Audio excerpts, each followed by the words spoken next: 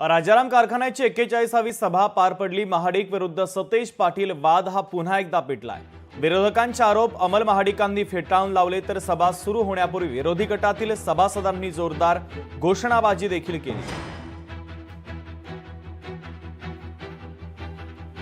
या ठिकाणी पोलीस प्रशासनाने आमची गाडी स्पीकरचे आत जाऊ दिलेली नाही।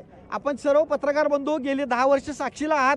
कुठल्याही प्रकारे विरोधी सभासदांना बोलू दिलं जात नाही, त्यांना माईक उपलब्ध करून दिला जात नाही आणि यांच्या दडपशाहीचा निषेध म्हणून आम्ही या ठिकाणी आता थांबलेलो आहोत। आम्ही पोलीस प्रशासनाला विनंती केली आहे, तुम्ही आत कारखाना प्रशासनावर चर्चा करा, आम्हाला बोलायला माईक उपलब्ध करून द्या।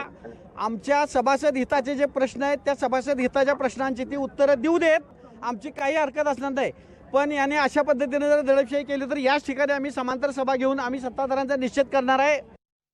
निव्वळ राजकारण करणं ही विरोधकांची कायमची भूमिका आहे, पण ज्यावेळी कारखाना प्रगती करत असताना कुठेतरी कारखान्याला साथ द्यावी, लोकांमध्ये समज गैरसमज पसरून देणं आणि विनाकारण कारखान्याची बदनामी करणं हे आता त्यांनी विसरून जावं। कारण गेल्या 5 निवडणुकांमध्ये कारखान्याने एखादी कारखाना माडिक साहेबांना दिलेला आहे। या कारखान्यामध्ये लोकशाही पद्धतीने कामकाज केलं जातं आणि कारखान्याची प्रगतीची वाटचाल ही त्या लोकांना बघवत नाही आहे, म्हणून या दृष्टिकोनातून त्यांचा या ठिकाणी विरोध आहे। लोकशाही मराठी ऐका, पहा, जागरूक रहा।